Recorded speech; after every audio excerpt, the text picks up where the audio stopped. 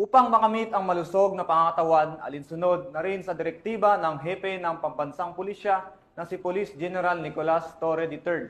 Pinangunahan ni Police Brigadier General Dindo Reyes, ang Acting Regional Director ng Police Regional Office 1, ang Police Tenix sa Camp Lejean, Oscar M. Florendo.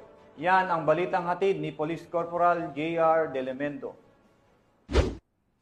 Upang magkaroon ng malusog at fit na pangangatawan at alinsunod na rin sa direktiba ni Police General Nicolas D. Torre III, Chief PNP, ay pinangunahan ni Police Brigadier General Dindo R. Reyes, Acting Regional Director ng PRO1, ang Police Tenix sa Camp Brigadier General Oscar M. Florendo. Ang nasabing programa ay nagbibigay ng oras at pagkakataon sa mga miyembro ng PNP na mapalakas ang pisikal na aspeto na magre-resulta sa malusog na pangangatawan. Naniniwala ang kapulisan ng PRO1 na kung may malakas at malusog na pangangatawan ay mas magagampanan nila ng epektibo, epesyente at maayos ang kanilang mga tungkulin sa pang-araw-araw. Maliban sa kalakasan at kalusugan na naidudulot ng pag-eehersisyo ay nagkakaroon na rin ng bonding moments ang mga miyembro ng PRO1 na nagpropromote naman ng camaraderie at magandang koordinasyon sa trabaho. Aktibo ding nakikiehersisyo sa aktibidad na ito ang iba pang miyembro ng command group ng PRO1, regional staff, mga PCOs at PNCOs, kasama na rin ang mga non-uniform personnel. Mula dito sa Ilocos Region, ako ang inyong PNN correspondent, Police Corporal J.R. Delmendo, alagad ng batas,